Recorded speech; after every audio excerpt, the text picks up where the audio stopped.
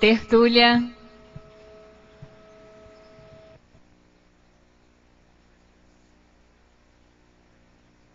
Sábado, meu boa tarde para todos e todas. Nós estamos iniciando com 2 minutos adiantados hoje. O verbete é 1859, 4 páginas, 47 elogias e 5 máximas. O tema é antidiscernimento convencional. A especialidade é intrafisicologia. Quem hoje está aqui na poltrona da Ré é a nossa professora Flávia Rogic, que está preparada para o que deve é. E eu estou começando o verbete antes porque eu estou vendo que tinha alguém ali, fui fazer o meu cumprimento, eles pensaram que era para começar. Porque está na mesma direção, você sentou na mesma direção, entende, Thiago? Você viu que o homem chegou aí, eu não estava aí. Ele apareceu. Estou vendo se ele estava materializado. Agora, definologia. O antidiscernimento convencional é a qualidade, condição, estado ou reação da consciência contrária à evolução autoconsciente, acomodada às convenções sociais intrafísicas e alheia quanto à vida multidimensional, incapaz de discernir ou separar a tomada de atitude ideal da vulgar, os hábitos prioritários dos ultrapassados, o útil do inútil perante a própria existência intrafísica. O holopensene social do marasmo existencial, as cangas psicológicas, os ranços sociais, as coleiras do ego, as cangas sociais, a falta de posicionamento perante os costumes sociais fossilizados, o conservantismo engessador, as omissões deficitárias gerando interprisão grupo kármica, a desamarração dos laços materiais através da tarefa do esclarecimento, a ignorância quanto à vida multidimensional. Na argumentologia tem a caracterologia com 22 perfis de consciências contrárias à evolução autoconsciente, vítimas do antidiscernimento convencional. São 22 perfis. Na remissiologia nós temos, em 12, nós destacamos 5 verbetes. Antimodelo, autômato humano, consciência desprogramada, mesmex e mimeticologia. Frase enfática. A consciência subjugada aos convencionalismos retrógrados convém a revisão dos valores e princípios pessoais a fim de se predispor à vivência da Ressex o mais rápido possível. Você é consciência subjugada às coleiras sociais do ego? Já analisou o motivo dessa fuga à libertação das interprisões grupo-kármicas? Agora, perguntas. Poderia esclarecer melhor a diferença entre temperamento e personalidade? O caso é o seguinte: temperamento é aquela condição da índole da pessoa, a tendência que ela tem. Sob qualquer aspecto, ela tem uma tendência única, só dela. Isso constitui o temperamento. Esse temperamento ele vai sendo aperfeiçoado através do mater pensene da pessoa. Mater pensene é aquele pensene predominante na pensenidade da pessoa. Então, isso é que é o temperamento. É a coisa mais difícil que tem da pessoa mudar. Ela muda por último, quase sempre. Agora, a personalidade. A personalidade é o conjunto que compõe o arcabouço de uma consciência. Então, por exemplo, o micro-universo consciencial dela, isso é a personalidade. Então, aquele conjunto que estrutura tudo dela, isso é mais do que o temperamento. Por exemplo, na personalidade entra, além do temperamento, qual é aquela vamos dizer, bagagem multimilenar da pessoa. Isso é da personalidade. Isso não é do temperamento. O temperamento é a manifestação da pessoa. Agora, então, a personalidade é mais complexa, mais profunda, mais sofisticada. O temperamento é a manifestação básica do processo de tendências pessoais. Agora, a personalidade é a consciência em si, aquele micro-universo complexo que a pessoa significa, compõe ou constitui. Em visita a uma livraria espírita, dentro de um centro espírita, encontrei 2 livros sob títulos Sol nas Almas e Técnicas de Viver, ambos psicografados por Valdo Vieira. Isso é verdade? Não, eu poderia responder aqui de que modo? Não, isso é uma semi-verdade ou uma meia-verdade. Existem mais 24 livros que eu psicografei, são 26 ao todo. Outra coisa, tem milhões, pela última vez que foi feita pelo Jornal do Brasil, só do meu lado havia mais de 4 milhões de exemplares desses livros vendidos em favor de obra de assistência social. Porque eu dou tudo. Para mim pode copiar tudo que quer. De modo que são 26 títulos diferentes. Um que está muito agora, eu quero só lembrar você, que não está sabendo disso, que está na moda atualmente, tem um. Qual que é? Cristo Espera por Ti, que é o único romance que eu recebi psicograficamente. Que eles agora estão estudando e fazer um filme do assunto, para valer. Então é bom você saber disso. Agora, ó, Técnicas de Viver tem muitos lances parecidos do Kelvin Van Dyne com a Conscienciologia. É só olhar. Foi o último livro que eu publiquei, psicografado. Agora aqui outro.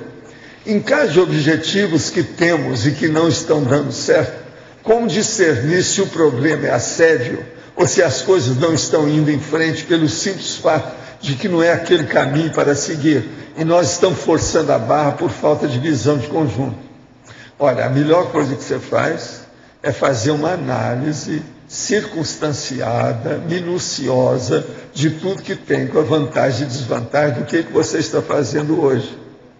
E anotar tudo isso com a data, etc. Tal. E ir examinando o que você pode fazer para aperfeiçoar o resultado, vamos dizer, os frutos desses seus esforços, autoesforços.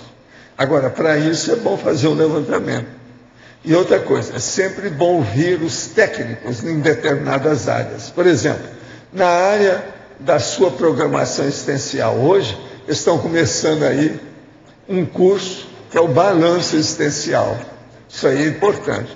Na área, por exemplo, da economia e do pé de meia, você pode fazer uma consulta aos técnicos sobre o processo econômico financeiro. E por aí vai.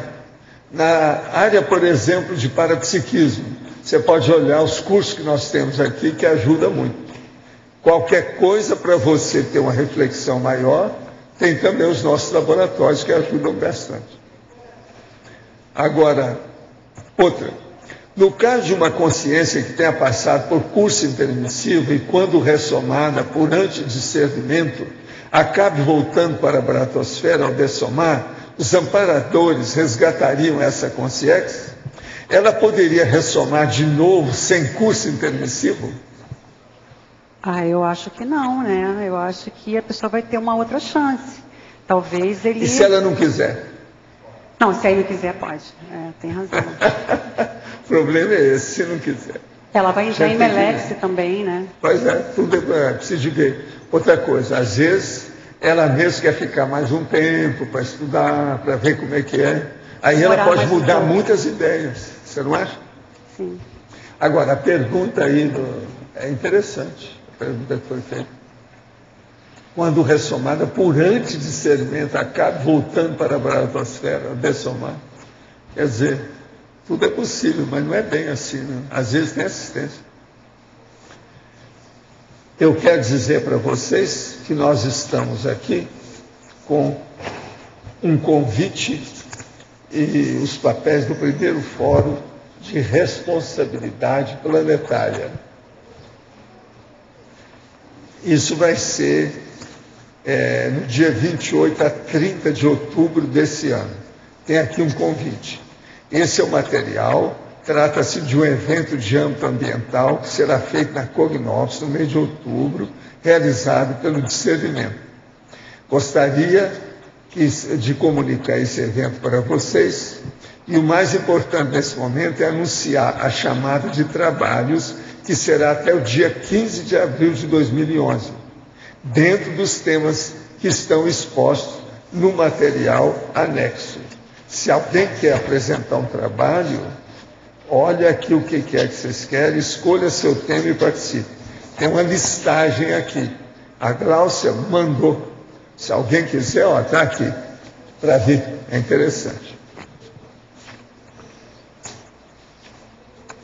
Outra coisa, nós temos aqui o Jornal da Apex. É o ano 1, número 1 do Jornal da Apex. Estão lançando, é o primeiro número.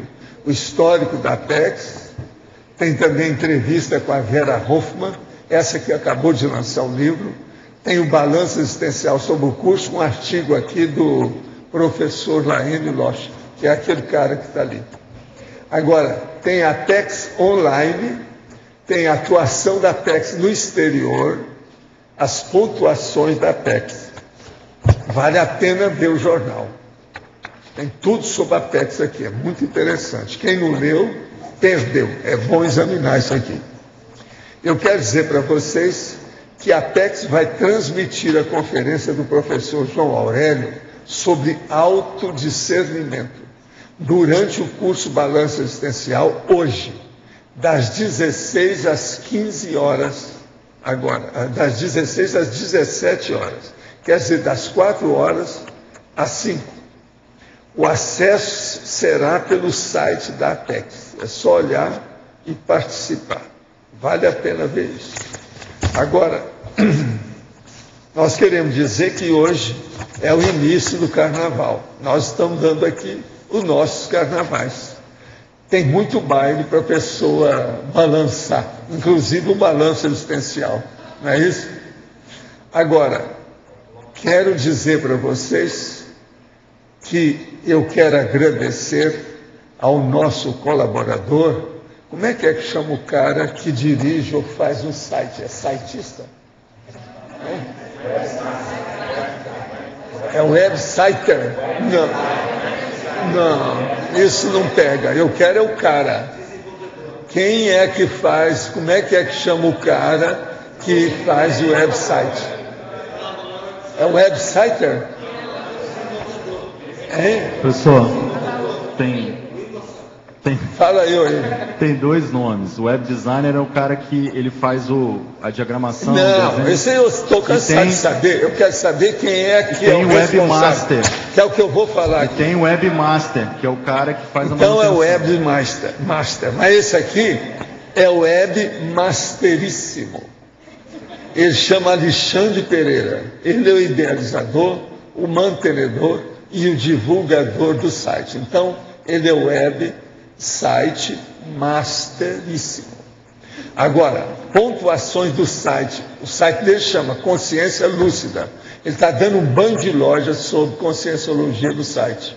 É positivo. É www.consciencialucida sem acento.com.br. O homem tem. Início do site, foi no dia 18 de outubro. Total de vídeos conscienciológicos, 1.560. Total de categorias, 16. Total de temas, 137. Total de artigos, 20. Total de idiomas ou legenda nos vídeos, 10. ICs com vídeos, 12. Total de países acessados, 43. Tem a listagem toda aqui. Total de acesso do site em fevereiro, 5.414 visitas.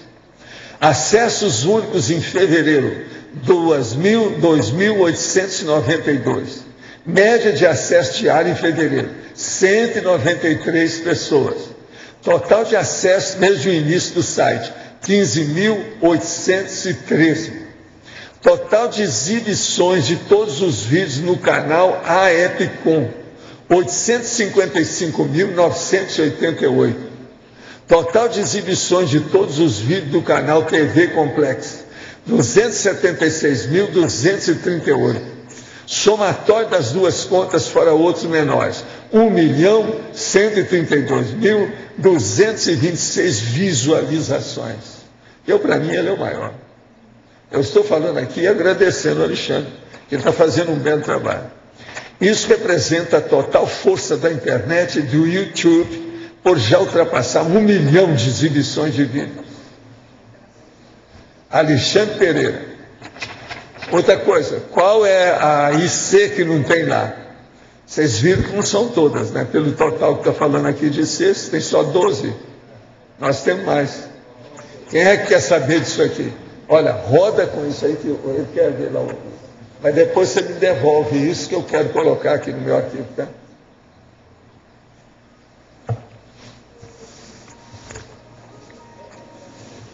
O homem está dando um banho dessa vez, né? Parece que ele ganhou de mim, né? Com online. Arranjei um que está ganhando de mim no online, tá vendo? Pode chegar gente aí perguntando quem é que está estudando Conscienciologia, a gente pode falar, Alexandre. O caso é sério. Agora, gente, pode falar. Bom, em primeiro lugar, eu quero parabenizar a Flávia pelo seu verbete. E aqui na página 2, Flávia, em Crescendologia, você colocou crescendo materialidade e consciencialidade. No meu entendimento, tem um abismo aqui entre essas duas situações.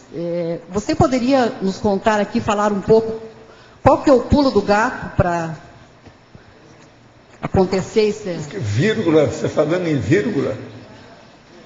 Ela Não, falou abismo. Não, tem um abismo, tem uma diferença. Um abismo. Exato. Sim. Materialismo e consciencialidade. É materialidade e consciencialidade. Exato, materialidade e consciencialidade.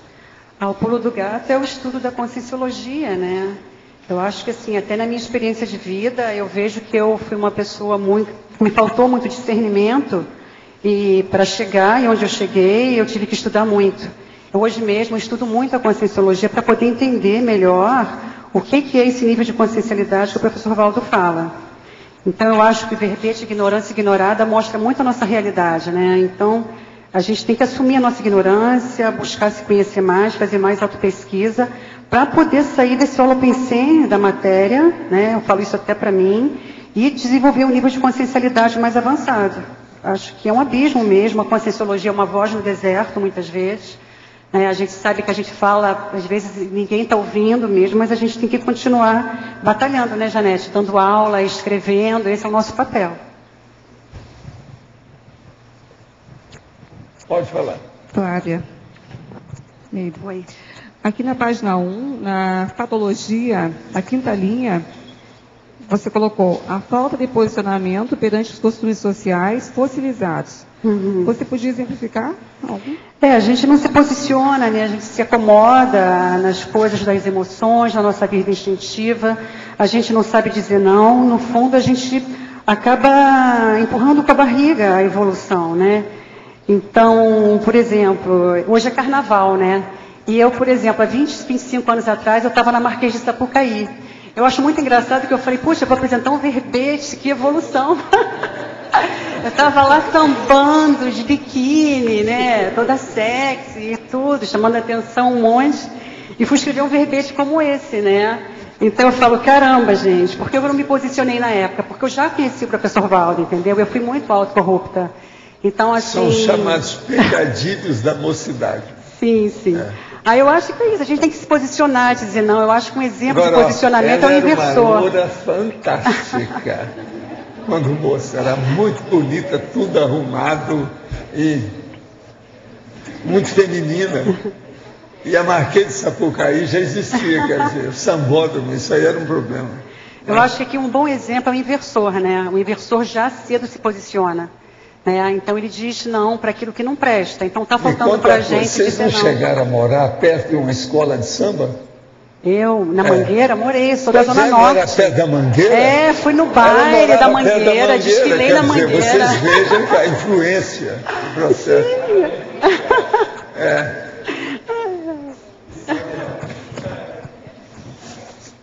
Claro. Agora, Só pode mais falar. um aqui. Eu penso que já respondeu, mas vamos ver se é isso que pensou. No binomiologia, na página 2, o último binômio conscienciológico, reciclagem intraconsciencial, reurbanização intrafísica. Eu só queria ver a correlação, me parece que tem a ver com o exemplo que tu já deu, mas não sei o que tu pensou. Eu acho que assim, você tem que fazer a recim, você tem que dar o exemplo, né? A gente não pode pensar em mudar o mundo sem mudar a si mesmo. Eu acho que todo esforço que a gente faz na conscienciometria e na conscienciologia é esse. Primeiro você recicla você, para depois você pensar em ajudar o outro. Tá, que antes a gente pensava o contrário, né? A questão da reurbanização, que você está falando aí. A reurbanização intrafísica da sociedade. Na verdade, a recim ele é da pessoa, a reurbanização intrafísica ele é da sociedade como um todo. Né? Antes você vê o binômio reforma íntima e reforma social, é a mesma coisa, né? Quase a mesma coisa. Então você se reforma intimamente para ajudar na reforma da sociedade intrafísica, na Reurbex, na Reurbin, e assim você fazer alguma coisa de útil pela humanidade. Tá bom, obrigada. aqui pergunta. A ciência possibilita uma perspectiva de vida física até 80 anos, no mínimo. Isso não altera o período de preparação até 35 para a PROEX? Sim, nós já falamos nisso. Nós estamos usando, já faz algumas décadas, os 70 anos como um nível básico, regular, comum, vulgar, para atingir todo mundo, para ninguém reclamar. Agora, o processo é que hoje já não é mais 80 anos, é 100 anos que estão achando que as pessoas estão vivendo. De modo que, se for 80 anos, eu estou com 78, só tem mais 2. Tá certo? Então eu falo que nós vamos viver até 100. A minha irmã está com 90, eu tenho meus, vamos dizer, argumentos plausíveis, palpáveis e concretos sobre o assunto. A tendência, como você já mesmo disse, não é a fase preparatória crescer na mesma proporção. O que vai acontecer, né, é ter um predomínio da fase executiva. Nós vamos dar a fase preparatória 10 anos. E vamos dar 90 de execução. Porque senão a pessoa pode achar que então é 100, então vai ser 50. O que vocês acham? Essa não é uma boa? Agora, o que eu quero, que a nossa amiga perguntou aí, ela entenda que com o passar do tempo nós vamos renovando isso tudo, é o ano base tal, mas a gente muda. Não é isso? Outra, seria factível incluir na caracterologia a consim arrogante, que acredita ser superior intelectualmente às demais consins? Se não, onde se encaixaria a consim paciente e que acredita ser possuidora de inteligência acima da média? Eu acho que ela está inserida aqui, né? O arrogante eu coloquei aqui no número 11, na consim monárquica, né? Que é que quem depende da riqueza material para ser feliz. E pus o arrogante. Por quê? Porque, na verdade, é no sentido da acepção da palavra. Essa pessoa, ela se arroga um valor que ela não tem, ela se sente superior. E acaba também se arrogando direitos que não possui, certo? Ela quer ser tratada diferente, o monárquico quer passar à frente dos outros, né? Não fica em fila de banco. Isso eu estou falando para mim, que eu antes não tinha paciência, sabe? Então é assim, o arrogante é assim, não tem jeito. Eu conheço bem essa turma, gente. Eu trabalhei com antiguidades, meu ex-marido era antiquário, e eu consim monarca, que assim, eu conheço muito bem, muito bem. Então o povo é um povo que depende do dinheiro. O ruim é assim, quando esse povo fica sem dinheiro, eles entram em depressão, eles ficam muito mal e não têm onde se apoiar. Então esse processo da dependência da riqueza material, da aparência, da pessoa se apoiar, né, no dinheiro, isso é fato. Agora, qual foi a outra pessoa que ele falou ali? Eu não entendi outro tipo de... Não, eu acho que já está encaixada. Aqui, como poderia aquele que tem um mínimo de autodiscernimento evolutivo auxiliar os pertencentes à massa impensante, mesmo esses não vendo motivo para refletir sobre o prioritário, para que possam se tornar mais autocríticos? Como ajudar os que acreditam não necessitar de ajuda? O Você quer falar? Dando exemplo, né, gente? É tudo que a gente está fazendo aqui, todo esse esforço nosso aqui, esse trabalho intenso do professor Valdo, das tertúlias, dos verbetes. Não é fácil evoluir, né? A gente sabe o que a gente está fazendo para escrever um verbete, o que está custando para a gente, mas eu acho que tudo isso não é em vão. Eu acho que a gente já está começando a fazer a diferença. Nós sabemos que aqui em Foz, por exemplo, o pessoal da Conscienciologia é muito respeitado. Eu sou procurada no meu trabalho, às vezes, pelo trabalho da Conscienciologia, pelo livro que eu escrevi. Então, eu acho que a gente já está fazendo a diferença. É pouquinho, mas já está começando alguma coisa. A professora Mabel, todo mundo aqui, o Marcelo, que lançou esse livro agora super polêmico, que também já vai mexer muito com a SOCIM. E eu acho que se todos, cada um fizer a sua parte, se todos se conscientizarem de que tem que trabalhar para fazer a sua parte, dar o exemplo, a gente então consegue melhorar o resto, né? E esperar. Porque tem o pré-intermissivista. Tem gente que, olhando para a gente, vai se interessar para fazer o curso intermissivo depois, né? Eu acredito nisso, eu acho que isso é fato. Flávio, oi. Na patologia, a segunda linha da patologia, você podia aprofundar o amestramento intrafísico? A gente vai sendo adestrado, né? Eu acho que, assim, por falta de reflexão e de estudo, e por falta de pensamento crítico, a gente vai aceitando tudo que a sociedade nos impõe. Então, a gente é domesticado para aceitar as regras sociais. E a gente vai levando, e quando vê, não percebe. Mas a gente vê isso em todas as áreas, até mesmo no academicismo, né? Você vê aqueles professores super inteligentes que podiam estar fazendo um diferencial até na Conscienciologia, mas ele tem que seguir aquelas regras, ele não abre mão, né? Porque tem todo um processo ali de ego, de poder, que ele não quer abrir mão, e ele segue, então, sem discernimento. Eu acho que falta aí, Arlindo, você sabe melhor do que eu, é a reflexão, né? É o pensamento reflexivo. Mas existe eu queria que você comentasse um limite na sociedade, a gente tem que obedecer muitas regras. E esse amestramento, ele, vamos dizer, ele está além disso, é uma coisa... Não, seguir as regras sim, né? A gente tem que seguir as regras. O amestramento talvez fosse um excesso disso, a pessoa muito subserviente, é isso? Aquilo que não é subserviente, submisso, aquela que não serve mais para a gente. Principalmente aqui, o meu enfoque maior foi para o intermissivista, talvez, né? A gente não pode mais se permitir ser enrolado pela SOCIM. Chega, eu acho que a gente tem que dar um basta nisso. Né? A gente depois fica se lamentando, quem é reciclante, correndo atrás do prejuízo, porque tem que acertar o processo. Né? Então tem que fazer a PROEX, tem que sair desse clima, desse holopensene de marasmo. Porque eu estava vendo o carnaval outro dia, o povo dançando na Marquês de Sapucaí, gente, a gente é que nem macaco, né? Então pensando, o sambão lá, quer dizer, sabe? Até quando que a gente vai ficar nesse processo cerebelar? Né? Eu digo isso até para mim, mas assim, eu acho que de alguma forma eu superei o processo, mas a gente ainda está envolvido nisso. É carnaval, sexo, dinheiro, poder, aí volta tudo naquela condição novamente. A gente tem que começar a dizer não, se posicionar e fazer atares.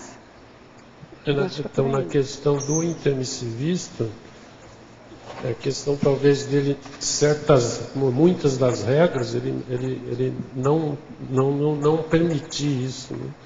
Muitas das regras sociais que...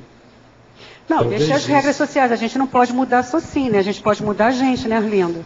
Eu já falei agora, a gente tem que começar a trabalhar a gente na autopesquisa para poder modificar alguma coisa dentro da sociedade. Eu acho que é isso, sabe? Não sei se eu expliquei. Se alguém quiser falar alguma coisa, né? Gente, hoje eu queria levantar aqui um assunto, que é o seguinte: existe esse balanço aí existencial, justamente no início do carnaval. Isso balança certas consciências. Então nós temos mais de 100 alunos aí hoje, não tem? Quanto? Tem 116. Agora eu queria que vocês batessem umas palmadas, porque a Eliane veio de Porto Alegre, está aqui. A Sônia está participando disso. São coisas, personalidades raríssimas, que a gente tem que dar umas palmadas.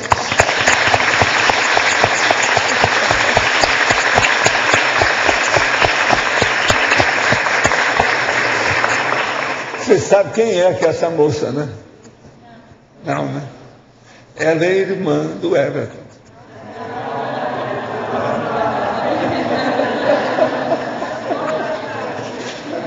O problema todo é esse. Está tudo em casa aqui, mas ó, ela veio ver o balanço. Isso aí não é. O que há?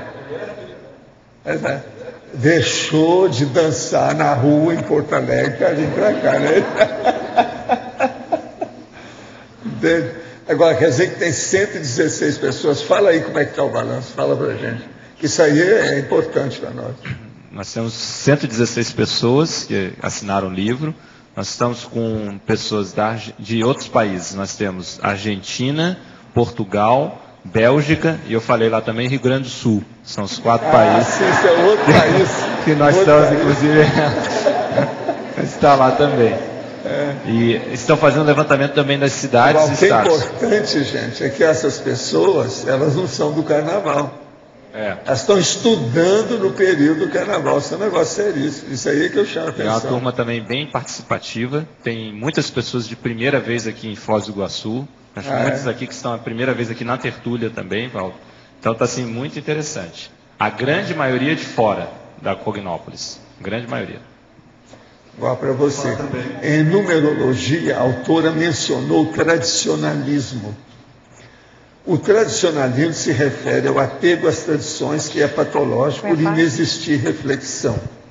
Entretanto, a verbetóloga e o professor concordam que há tradições e heranças culturais que são positivas ao desenvolvimento da comunidade por trabalharem com autoestima das consciências e por proporcionarem maior contato entre as mesmas.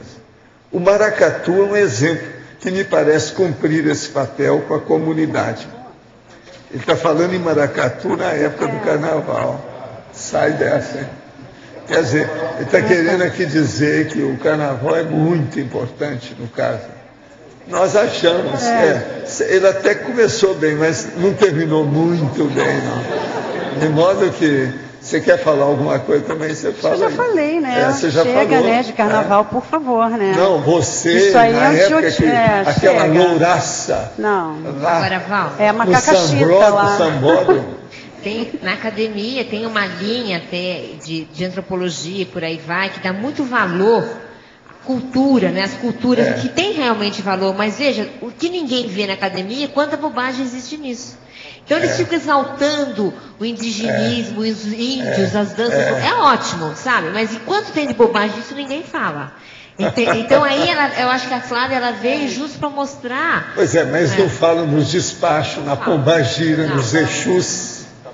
Não, realmente essas culturas elas ajudam as pessoas mais carentes e tudo mais. Mas tem bobagem também. Tem muita besteira, e ninguém gosta de falar. E por que não tem a cultura do estado vibracional, né? Quando eu conheci a China, eu vi como nós ocidentes somos atrasados. Todo mundo mexe com energia. Você sai na rua, menina, criança, gente jovem, gente idosa. O chinês é mais compenetrado, mais organizado, mais sério em termos de organização, entendeu? Aqui não, aqui é tudo carnaval, festa, samba, carnaval. Eu nasci no meio disso. Não, mas o Brasil também, é isso, né? Vamos pôr futebol, futebol, Fórmula 1, risco mania agora. Então chega, né? Pelo menos eu estou saturada. Eu não sei como é que respeito a opinião dele, se a pessoa ainda precisa, mas eu acho que é uma perda de tempo, francamente. Quem é que está com o microfone? Pode falar, Flávia. Flávia, logo atrás de você aqui. Eu queria, na primeira página, a terceira linha de baixo para cima, tem a consciência da contradição evolutiva. Eu queria que você esclarecesse, nesse contexto do antidiscernimento, esse assunto. A gente tem que adquirir, né, a consciência da contradição evolutiva para mudar. Tem um verbete que fala da contradição evolutiva. É você ter lucidez de que antes você era uma consciênsula e que agora você tem que se tornar uma consciência lúcida. Então essa é a ideia, né? Então eu coloquei antes aqui, revisão dos valores existenciais. Você tem que rever seus valores para poder ter a lucidez, a consciência da contradição evolutiva. Isso é um sinal de inteligência evolutiva. Para poder fazer logo em seguida o que? A desamarração dos laços materiais através da tarefa do esclarecimento. Aí a gente começa a assumir a proexis então, entendeu? E tem que buscar essa lucidez, porque a gente ainda tem muito traço de consciência vulgar. Então, quanto mais a gente tentar ter lucidez, através do estudo da conscienciologia, a gente vai ampliar então essa desamarração. Certo. Eu tinha mais outras dois assuntos que eu acho que valeria a pena... Pode ir, que não está cobrando nada. Do Verdete. Um, que é a douta ignorância. Sim, eu não vi ele aparecer, mas eu acho que vale a pena. Tem que entrar. A minha sugestão é até citar na quarta linha da fatologia, depois de sacralizações, superstições, tradicionalismos. Colocar. Eu sugiro colocar ali, mas aí se avalia. Douta ignorância. Douta ignorância. Tá. Sim, tá ótimo. E um outro assunto que eu sugiro também, não sei qual é a sua visão disso, é o ponteiro consciencial. Eu não sei como trabalhar isso, mas eu acho que o ponteiro consciencial é uma coisa das mais sérias quando a gente fala do discernimento convencional ou conscienciológico. Talvez colocar o ajuste do ponteiro consciencial ou o ponteiro consciencial acho que o ajuste, né? Dependendo. O ajuste antes da consciência da contradição, talvez, né? Talvez por ali, Tá ok, já anotei. Flávio e Flávia, mais alguma coisa? Quem é que está com o microfone? Flávio. Oi. Na página 2, em Principiologia, no final da segunda linha, você menciona esse princípio do autocomprometimento existencial. Só se é livre quando se é responsável. Eu queria que você aprofundasse um pouquinho e contextualizasse dentro do assunto aí do antidiscernimento, né? Isso aí eu ouvi do professor Valdo lá nos meus 20 anos atrás, essa frase eu guardei, nunca mais esqueci, né? Foi numa daquelas palestras lá em Ipanema, bem lá longe. Então, assim, o processo é o princípio de causa e efeito, né? A gente se comprometeu a realizar uma proexis, e isso aí eu acho que também está mais direcionado para quem tem lucidez quanto ao que veio fazer aqui no intrafísico, entendeu? E a gente tem que responder pelos nossos atos do passado. Então, a gente não vai se libertar dessa dor de barriga que a gente está passando aqui na intrafisicalidade se a gente não assumir a responsabilidade pelos nossos atos. Só assim a gente vai se tornar a consciência livre, né? Só assim a gente vai se libertar das nossas interprisões, das nossas dificuldades e tudo mais. Eu acho que está muito ligado ao processo de causa e efeito, sabe, Cris? A gente tem que ter mais lucidez para que, para cada ato nosso, tenha uma consequência. Cada pensamento, cada ato. E buscar, então, acertar as contas, né? Eu acho que nós, disciplinos, temos bem consciência disso. Só o trabalho que dá para fazer o desassédio dessa vida atual. Então, a gente tem que ser responsável e não levar, sabe, com irresponsabilidade, se desfazendo de tudo. Tem gente que abre mão de tudo, abre mão de filho, de casamento, de tudo, sem pensar, sem ponderar. Não é assim que se faz a reciclagem. A gente tem que levar de jeito as nossas responsabilidades intrafísicas e a proexis. Eu acho que é por aí.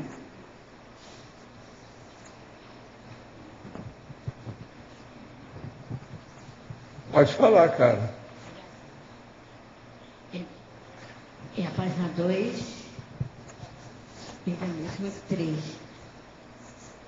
Página 2, o quê? Teologia, ou combate ao mito. Aonde? Aonde, Carla?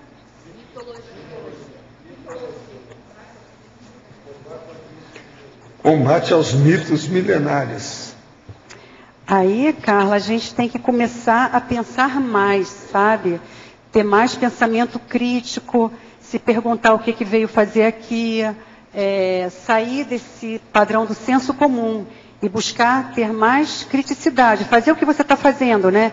Perguntar, questionar, falar que não entende. Você fala no outro lugar, na fatologia, você fala as denúncias das mentiras seculares. Denúncias das mentiras seculares. O livro do Marcelo é um exemplo disso, né? Então, a gente tem que denunciar toda essa hipocrisia social que manipula a gente há milênios, para a gente poder sair desse pensamento mítico, ilusório, né, de falta de discernimento, de falta de reflexão. Não sei se eu falei muito coisa assim. Flávia? Oi. Aqui. Pode falar. Fala, Laura. Eu queria fazer honor ao trinômio. Ao trinômio fossilizador, heráldica, realeta, tradição. Mexeu com ela. Provocou, digamos que provocou. A heráldica é a ciência dos brasões, né? Eu também trabalhei muito com isso, conheci de perto, né, na época da antiguidade. E quem gosta de brasão e título, né, é a realeza, é o povo da monarquia. E o que eles fazem? Desde que eles estejam no poder, né, eles querem manter as tradições. Isso é a síntese desse trinômio. Então, a gente tem que combater esse trinômio que é fossilizador, né? As rainhas e princesas e reis e tudo mais. Obrigada. Esclareceu. Flávia. Quem é que está com o microfone? Flávia. Oi. Página 3, item 5, argumentologia.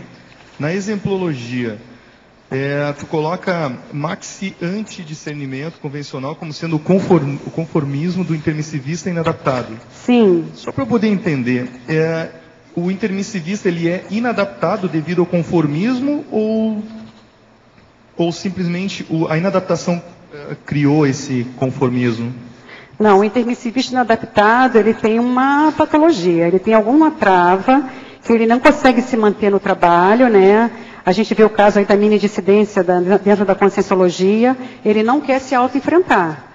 Então, aqui, o antidiscernimento do intermissivista, por que ele é maxi? Porque o estrago é maior, né? Depois que ele dessomar, o que vai acontecer? É melex. Porque o eletronótico, ele não tem inteligência evolutiva no nível do intermissivista inadaptado. Então, a pessoa não consegue conviver com um grupo, ele não consegue se manter no trabalho da CCCI, e ele acaba se enrolando. Eu conheço um monte de gente assim, infelizmente. Então, eles fogem ao autoenfrentamento, entendeu? Agora, eu acho que o problema está na consciência. O conformismo está aí para todo mundo, porque tem intermissivista que não se enrola. Se ele se enrolou, é porque ele está com algum problema intraconsciencial. Por que nós estamos aqui enfrentando o verbete? Né? Parece que eu captei uma simulcognição aqui. Eu falei aquilo e agora veja o que é que acabar de me entregar. A verbetóloga poderia exemplificar em fatologia, página 1, segunda linha de baixo para cima, as denúncias das mentiras seculares. Pois é. Gente, como é que é? Você eu falei isso antes de chegar. Meu pergunta Ah, foi? Pois é. Vocês acho que já foi respondido, aí, né? Queria colocar também as denúncias das mentiras seculares, 2 livros aqui, que são o do Marcelo da Luz e o da Mabel Teles também, que a Mabel denuncia explicitamente as manipulações sociais com muita clareza no livro dela sobre poder, né? Quem é o próximo? Pode falar. Flávia, aqui atrás de você, Eliana. Oi. Página 2, sindromologia. Você pode falar mais sobre essa síndrome da depressão existencial? A gente, né, começou aqui, deixa eu ver. A gente começou com a síndrome da mediocrização, por quê? Porque a gente vive na mediocrização, porque não prioriza, né? Aí se mantém como? Na mesmice. A coisa não muda, fica naquele marasmo, e muita gente se dispersa, né? Ela acaba se dispersando e fazendo um monte de coisa que não é prioritária. Lá na frente, o que vai acontecer? Se a pessoa tem uma proexis mais séria para fazer, aí vai dessomar, vai cair a ficha, ela vai falar, puxa vida, e agora, né? Então, acho que essa depressão existencial seria uma coisa assim, lá na frente, após a dessoma mesmo. E agora eu perdi o barco mais uma vez. Então... Agora, é interessante, a sindromologia que ela fez tem 5 síndromes na decadência. Muito interessante. A fluência em lógica.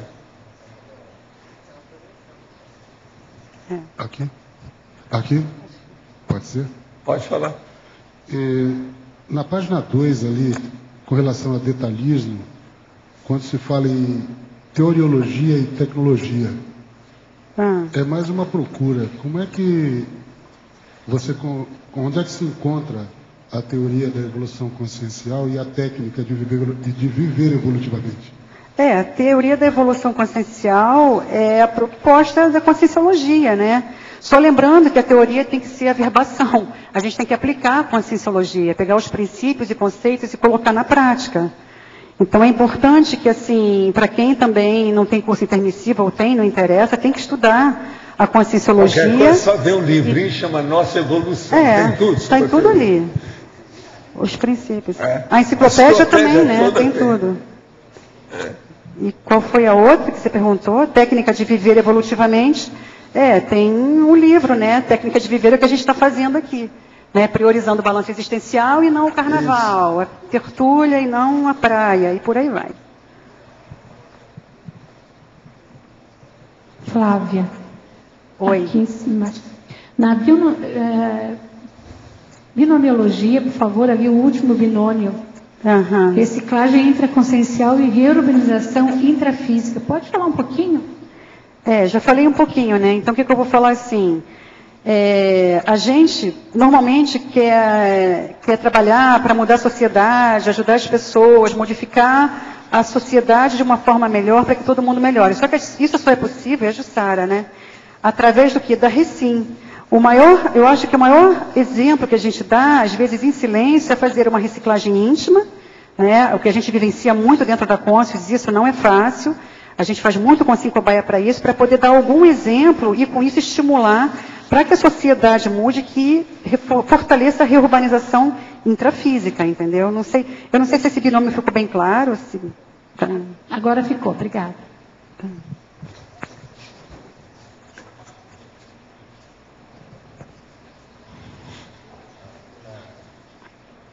Na página 2, fobiologia, você fala da proexofobia. Você pode fazer aí a correlação direta? É o medo de realizar a proexis, né? Então a pessoa, às vezes, eu acho que a Mi estava falando isso para mim, né? Eu não vou dar conta, é muita coisa, é muita pressão, é muito assédio, é muito não sei o quê, não sei o quê. Então a gente está sempre reclamando com medo, né? A gente tem que enfrentar a situação. A gente não pode ter medo de fazer a proexis. Não sei por que o pessoal está rindo. Foi a Mi, né? Não, você não está escrevendo um verbete sobre isso, sobre pré-derrota, alguma coisa assim, né? Então ela estava me explicando, a gente já entra com medo. E esse é para todo mundo, né? A gente já... Nem entra, né? Fala aí, a minha explica-me. Ela está escrevendo o verbete que vai apresentar para a gente. Nessa síndrome, Flávia, a pessoa nem entra naquilo que ela acha que não vai ganhar. Então, ela é um auto-boicote tão grande, porque qualquer coisa que vá mexer mais, ela evita. Entendeu? Então, é a síndrome da pré-derrota, né, que a Anitta está escrevendo. Eu acho que explica bem isso. É o medo de realizar a proexis, sabendo tudo que a gente tem que enfrentar, que dá trabalho mesmo, não é fácil, porque tudo parte do esforço pessoal. E a gente tem que mexer mesmo na nossa personalidade, mexer no nosso temperamento, saber pedir desculpa quando erra. E isso não é fácil, sabe? Preparar um verbete e vir para cá não é simples, mas a gente consegue. Aqui o Arlindo aqui de novo. Oi. O professor Valdo relatou sobre a sindromologia. Ele falou que está perfeito e crescente, é isso mesmo? Ele está crescente. Negativo. Crescente e negativo. Cresce igual rabo de égua. Então eu queria que desse uma aprofundada nisso, ou o professor ou a Flávia, não sei, aprofundar. Ele está... Veja bem, assim da mediocrização. Pronto, então vamos estudar. Começa por despriorizar as coisas.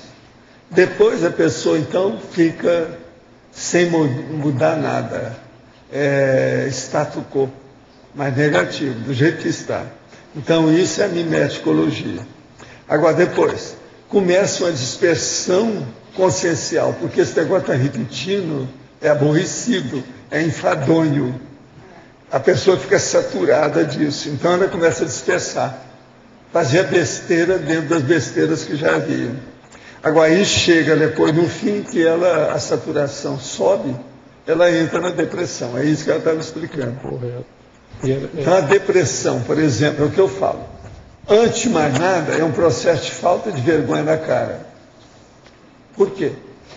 A pessoa, ela entra em depressão, às vezes cheia de vida, tem tudo na vida, tem conta boa, com bom saldo no banco, tem casa, tem as coisas todas. Outra coisa, as pernas andam bem, os joelhos ainda estão ótimos, a velhice ainda não chegou, a pessoa está até ruborizada de tanta, vamos dizer, vitalidade. No entanto, ela fica entregue ao barato. Quer dizer, é uma vergonha na cara, e chama autocorrupção, falta de autocrítica, anticosmoética, tudo está aí dentro. Agora veja, estuda o que é. Um antidiscernimento mesmo, convencional, esse aí tradicional. Esse aqui é a tradição que nós estamos falando. Uma tradição negativa. Hoje, por exemplo, já pensou? O Brasil está parado. Só começa a funcionar depois da quarta-feira de cinza. Quer dizer, no dia 10, né? É dia 10 que era, hein? Só no dia 10 que o Brasil vai começar a funcionar, depois do Carnaval. Os dias úteis do Brasil são tanto feriado. E o Castelo Branco andou tirando um monte de feriado. E os excessos que tem. Antes de começar o Carnaval, Madonna estava em cima de um trio elétrico, caiu de lá e morreu. Uma loucura. Uma moça cheia de vida, sem motivo.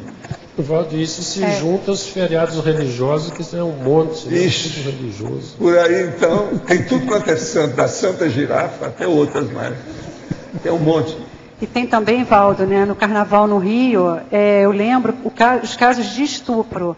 Ali naquela área de samba, de Carnaval, da Marquês de Sapucaí e tudo mais, eu tinha que levar minha irmã mais nova no hospital e eu fiquei impressionada quando eu vi isso. Era muito caso de estupro, assim, os médicos estavam todos de prontidão, muita violência, muita matança, muito assassinato. E naquela época não tinha tanta violência como tem hoje. Imagina hoje como é que a coisa não está ficando, né? Então a gente tem que ter mais lucidez para esse processo social, que é uma loucura. Aparentemente a festa está na televisão, mas os bastidores ninguém fala. E outra coisa, também ninguém fala de assédio, da bebida, da droga. Isso tudo não é falado, não é denunciado. Coisa, quem está falando era uma louraça nascida no Rio. É gente de lá, carioca. Eu vivi isso, né, gente? Fácil. Pagodeira. Aí a gente fala, quem te viu, quem te vê. Pois é, mudaram mudar, né, Valdo? Mudaram mudar, né? O Balacobaco hoje é outro. O Baractingum. Entende? É outro. A ação é séria. Agora é o bloco dos intermissivistas adaptados, viu? Pode falar, João.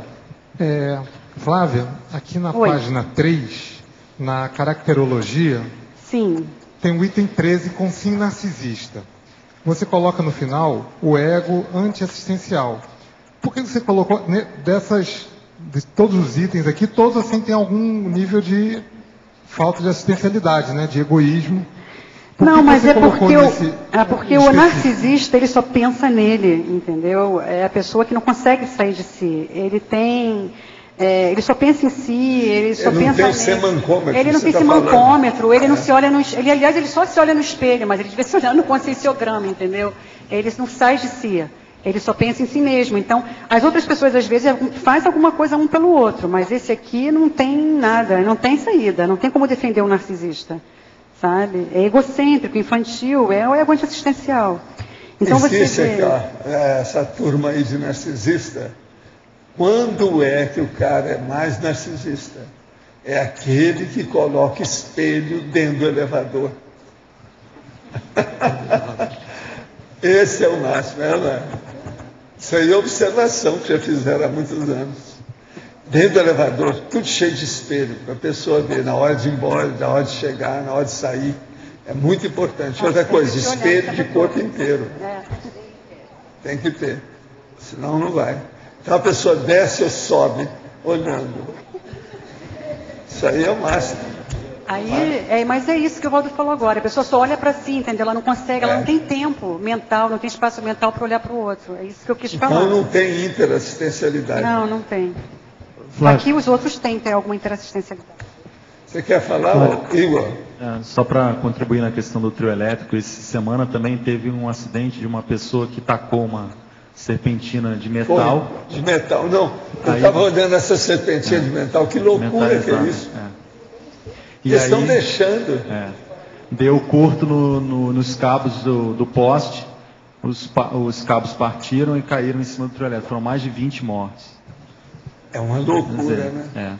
E a televisão... Aonde foi essa aí? Foi uma cidade do interior de Minas, né?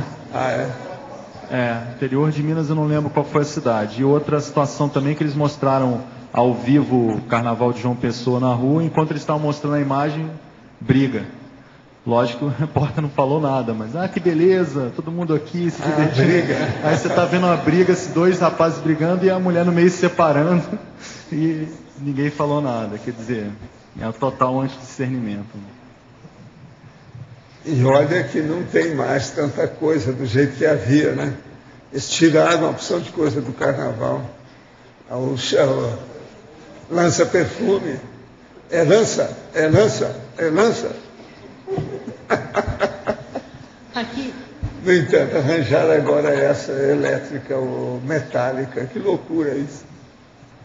Agora, como é que pegou, hein? Você sabe? Pode explicar? O que acontece? Na hora que a serpentina tocou nos dois cabos que estão afastados... Mas era emendada a serpentina? Não, eu não sei como que naquela época eu nunca vi essa serpentina. A notícia foi veiculada, citou como serpentina metalizada. Pois é, mas como é que ela pegou a energia elétrica? Então, é isso que eu queria explicar. Quando são dois cabos paralelos. O que eu penso que ocorreu foi o seguinte: quando ela caiu sobre os dois cabos, ela criou um curto.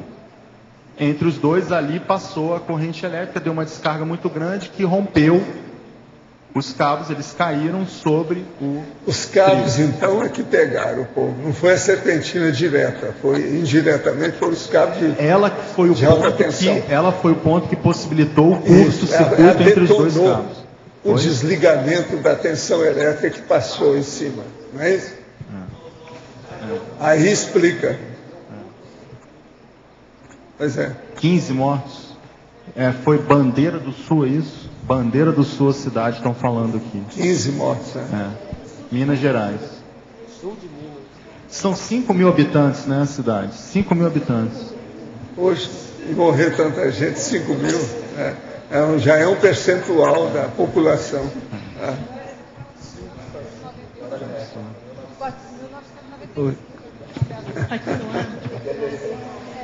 Não é fácil.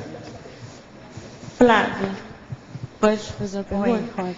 É o seguinte, eu estou assim, tendo meus parabéns, uma sincera admiração por você mais ainda, né? Porque aí eu me fico assim com bastante... me vendo que eu não fiz nada disso e ainda estou tão atrasada.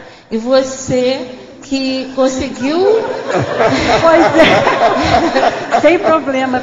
E se eu tive jeito, né? Então fica firme. Você já deu esse pulo do gato aí tão grande. Aí agora eu estou pensando nos meus filhos e alunos e toda a juventude, né, da humanidade.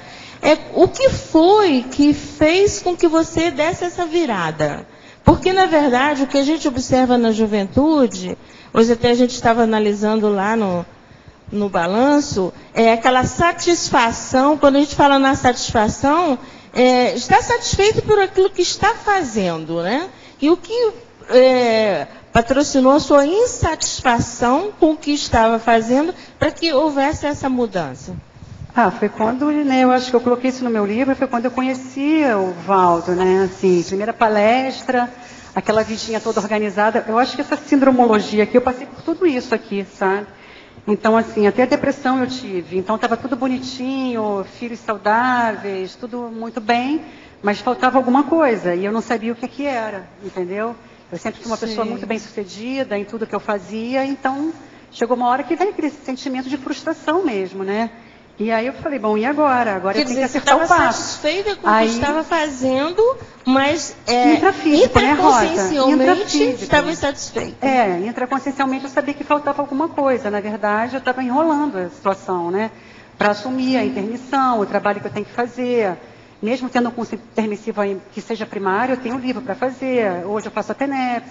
Então, assim, tive que organizar toda a minha vida intraconsciencial, tive que tomar remédio para me acertar.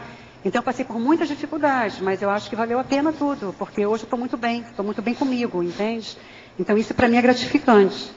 E eu acho que vale a pena, e eu quero repassar isso para as pessoas, mas eu acho que a pessoa tem que se saturar de si. Eu acho que em algum momento eu coloquei isso aqui, tem uma hora que a gente tem uma saturação da gente mesmo, né? Chega uma hora que você não se aguenta mais, acho que a pessoa só muda quando ela fala, não dá mais, não me suporto, entendeu? E isso aconteceu comigo, eu não me aguentava mais. E aí o que eu fui enfrentar, que eu acho que quem está nessa situação pode fazer? É o conscienciograma.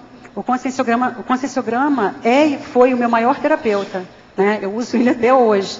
Então a conscienciometria foi através dela que eu me acertei, né? O povo da consciência sabe, o Valdo sabe quantas vezes eu pedi ajuda, né? Então assim, ou você entra na linha ou esquece, não dá, entendeu? Então eu acho que o conscienciograma nesse sentido, para quem está querendo dar uma virada rápida, ele dá um upgrade mais rápido, sabe? Então, quando você estava falando, eu estou aqui analisando, pensando na juventude, né? Quantos que são intermissivistas estão lá ainda praticando as mesmas coisas? E um livro seu, eu li o seu livro, mas se você aprofundasse um segundo livro, colocando esse posicionamento, quer dizer, sugestão, né? Da agora, eu acho que iria, assim, convidar muitas pessoas para virem, porque é como você falou, é possível dar essa virada, né? Mas eu acho que já tem tanta coisa hoje, né? Já tem mas sempre é bom. Eu acho que você sabe, o exemplo, a exemplificação. Eu era amigo do pai dela e da mãe, antes dela nascer. Já conheci tudo e vi a turma lá que nasceu, acompanhei tudo isso.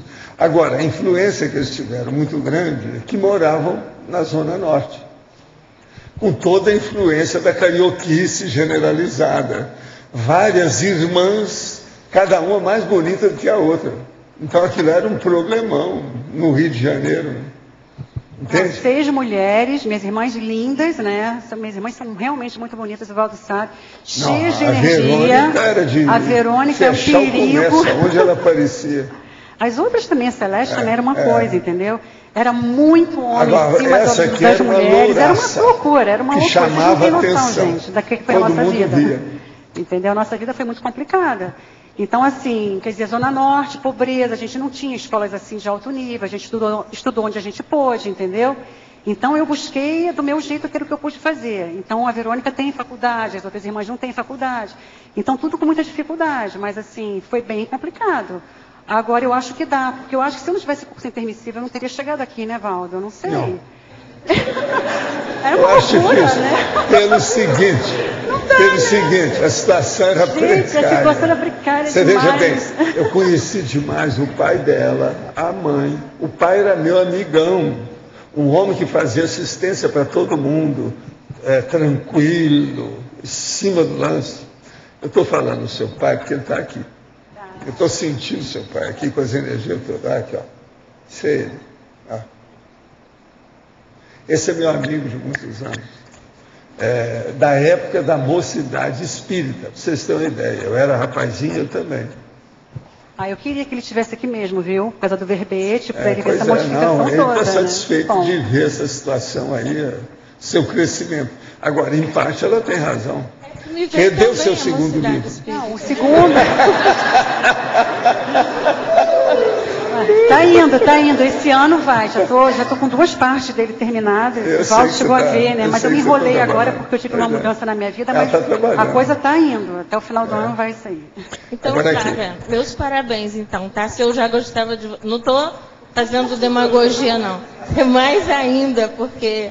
Meus parabéns mesmo, porque essa coisa de você ver palpável, você está convivendo com uma pessoa, isso é muito importante. O professor já está falando um montão, certo? Mas a gente vê que o professor tem uma diferença de anos-luz entre a gente e o professor. Mas eu vejo você como alguém perto de mim, né? Bem mais próxima, né? Entendeu? Não é bem assim. Isso é muito importante. Não é bem assim. Quantos milhões você está tentando que a gente entre nos eixos? Agora, o que eu quero falar para vocês, o livro que ela publicou, para aqueles que são novos aí, do Balanço Existencial, chama Mudar ou Mudar. Tem aí, né, epígrafe, né? Agora, aqui uma pergunta. Nas mudanças do Oriente Médio, o que o povo está fazendo para a queda dos ditadores é um posicionamento para a saída do antidiscernimento convencional rumo a um discernimento mais evolutivo? Com certeza, né? Óbvio, por favor, é o máximo. Infelizmente, está um caos generalizado, mas a gente está na torcida, né? Vamos acabar com essa hipocrisia, com essa tirania. As pessoas não podem fazer nada, não são livres. Gente doida igual o Gaddafi. Chega, né? Chega. É preciso dar um jeito, né? Um louco dirigindo milhões não é fácil. Agora, Valdo, eu também estava pensando nisso, assim, extrafisicamente deve estar acontecendo alguma coisa, né? Se você pudesse... Heurbex, que chama. Heurbex, né? Tá acontecendo. Não, mas está acelerando, de repente, aí, né? O processo do Egito, tudo. Tudo é Heurbex, estão mexendo aí com o povo. Agora, não é fácil. Houve um estilhaço.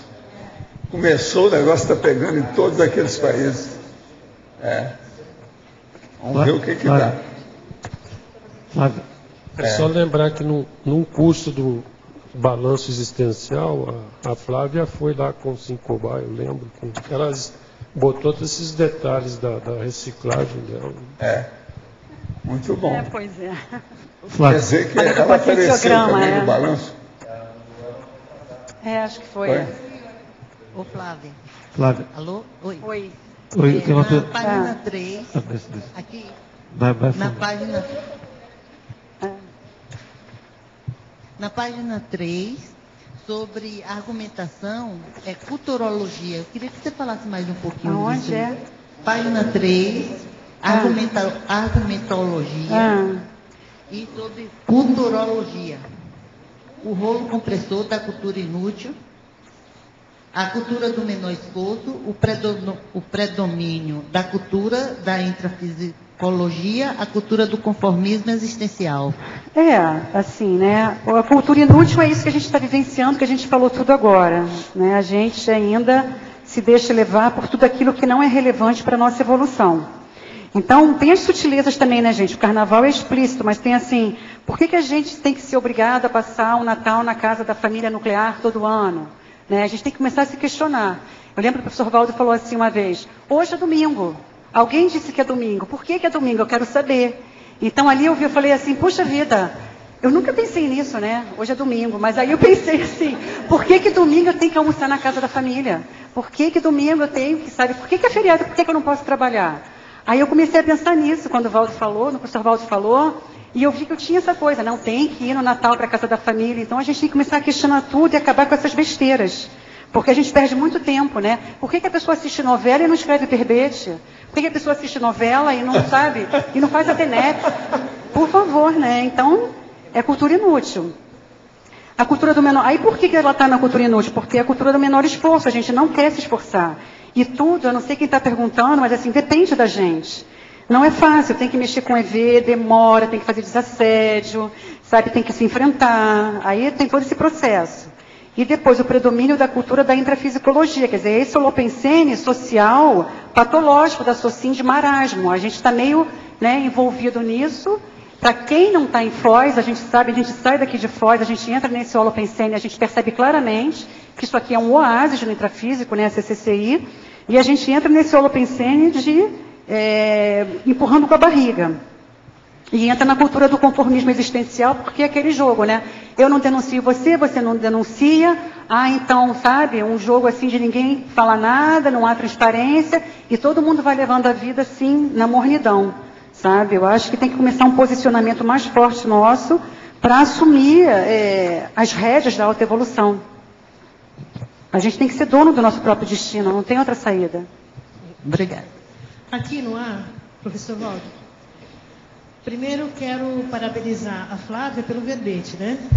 Eu senti muita falta, Flávia, de um verbete com o título do livro, Mudar ou Mudar. Porque ela tem muita coisa, o livro está muito bom, eu acho que seria um verbete muito interessante, né? Foi a partir das vivências suas. Gente, Mudar ou Mudar, deixa eu falar aqui. Eu já tive que desdizer coisa que eu disse ali, mas isso é muito bom, já tive assim, né? Não dá, tem muita coisa que tem que modificar. Mas é bacana de ver por quê? Porque eu vejo que eu mudei. Mas tem aí muita autovitimização, tem muita imaturidade minha, sabe? Eu teria que escrever um outro livro para poder acertar muita coisa que tem ali. É muito engraçado, né? Eu lá na Apex... Lá na Apex, o pessoal perguntava, mas você disse isso aqui? Eu falei, não, calma, eu estava aqui, isso é autocorrupção. Eu tenho que falar isso. Calma, isso é autocorrupção, não dá, não leve isso aí assim. Então, eu acho que assim, eu tenho que ir com calma, sabe? Eu tenho que rever primeiro, eu acho que essa edição do livro, talvez reescrever e mudar muita coisa ali. E depois desse segundo livro, que é um livro mais técnico, que é sobre a personalidade centrada na assistência, com base na conscienciometria, e talvez, quem sabe, quando eu estiver velhinha, eu vou escrever o Mudar 2. Aí eu faço assim, né, a saideira, assim, né, Pode ser um tratado sobre mudar. Só uma coisinha, Flávia, eu pedi licença para você, fazer uma pergunta para o professor Valdo, que ele colocou aqui a questão das denúncias das mentiras seculares. Aí eu queria que o senhor falasse um pouco mais sobre isso. As mentiras seculares. Olha só. Quais são as mentiras seculares que tem? Todo mundo aí deve conhecer alguma coisa nesse sentido. Né? E religião está dentro disso totalmente. Pensa bem. A ideologia política, o dogmatismo, a doutrinação, as lavagens cerebrais, o materialismo boboca, o combate, por exemplo, às pessoas que são parapsiquistas. Só isso é uma mentira besta, boba. Se a pessoa não tem experiência, como é que ela combate um negócio que ela não sabe? Quem não entende parapsiquismo não pode falar desse assunto. Não tem capacidade, não tem autoridade moral. Então isso eu escuto essa realidade de pessoa mais de idade desde a minha infância. E eu passei por isso, senti na pele essa situação. Quer dizer, as pessoas não têm aquela experiência e querem combater a você que já teve. Uma loucura isso. Isso é da maior mentira burra, cuspindo para cima o tempo todo. E outra coisa, com a maior panca, o povo coloca. É incrível isso aí tudo. Agora, é isso que eu chegava nessas universidades aí todas e academias e falava a verdade, tudo com o dedo no nariz das pessoas. Aqui, ó. Eu falei em muitos lugares na minha vida. Agora, onde houve mais briga uma vez foi no INPE, que tinha mais de 80 cientistas de diversos países, uma boa parte desses países sul-americanos. Eu falei a verdade toda. No fim, todo mundo calou a boca. Só eu continuei falando. Aí eu falei assim, vem cá, eu vou continuar falando sozinho aqui? Porque todo mundo calou. Eu calei a boca de cada um que falou. Por quê? Não dá para debater ou você participar de um debate com uma pessoa, seja lá quem for, ou um grupo, se você não tem experiência daquele tema do debate. Vamos pensar nisso. Isso aí já anula a autoridade moral, intelectual, cultural, polimática ou de erudição da pessoa. Não adianta. Ela pode saber muito sobre aquele assunto. Ah, não sabe, não leu, não estudou, não vivenciou. Ah, não tem opinião para falar. Mas é. Não, e aí é um processo apenas de teoricão. Ele está fazendo a opinião dele dentro daquilo que ele está deduzindo por ouvir falar. Esse negócio de ouvir falar é uma beleza, mas não resolve. Agora, o meu problema é um só: descrenciologia. Entende? Princípio da descrença. Só fale daquilo que você fez a experiência. E acabou. E a verbação é o seguinte: faça primeiro, depois você fale e defenda seu ponto de vista. É o que eu tenho feito na minha vida. De modo que por aí a gente vê que as mentiras, mesmo nesse século XXI, elas são onipresentes. Elas estão por toda parte. Então, a mídia que existe hoje não é fácil. Você tem que descontar na mídia que existe. Mas mesmo assim já é ótimo, porque já se fala mais do que se falava antigamente. A mesma coisa a internet. A internet é péssima em matéria de besteirada que tem lá dentro. Mas já é uma beleza. Ela é uma bênção. Pelo outro lado. Por quê? Nunca houve tanta democracia de exposição das ideias na sociedade. De modo que esse é o período que nós vivemos. É a época da veracidade máxima. Não tem outra. Nunca existiu tanta como atualmente. Olha o que esse Wikileaks fez com esse Assange. Que ele seja hacker, que seja criminoso, que seja isso. Ele falou a verdade. Tem criminoso que, às vezes, na cadeia, ele fala mais verdade do que o diretor do presídio que ele está. Tudo é um processo de verdade. Uma pessoa que matou a outra, ele pode estar falando uma verdade que ele não falava antes. Aquilo que levou ele ao presídio faz ele falar a verdade. Então, o processo de verdade e mentira, a gente tem que ponderar muito para ver como é que é. Muita ponderação, muita reflexão, para nós chegarmos no processo veritativo, como se chama, que é o processo da pesquisa veritativa, aquela que tem a exatidão, que você ponderou, que você fez a reverificação. Isso é muito importante no caso.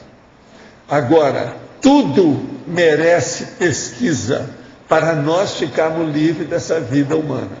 De modo que vão pensar nisso. O que você queria aí, chefe? É para Flávia. Flávia. Oi. O verbete está excelente, mas assim, especialmente eu gostei da expansão aí do detalhamento do item 2 da consciência cosmoética. Quem fala bonito e faz feio. Mas a minha pergunta vai para a consciência artista.